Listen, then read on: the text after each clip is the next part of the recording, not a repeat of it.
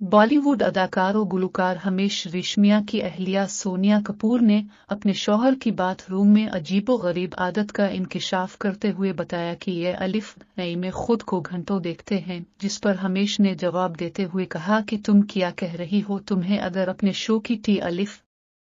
P लेना है तो तुम मेरे नाम पर ले रही हो। वाज़ेह रहे कि दोनों के दरमियान ये दिलचस्प मुकालमा इस वक्त हुआ जब हमेश ने अपनी अहलिया सोनिया कपूर के पॉडकास्ट का इफ्तिताह किया और अहलिया से गुफ्तगू की। इस दौरान दोनों ने अपनी ज़ाती जिंदगियों की झलक पेश की। इस गुफ्तगू ने एक पर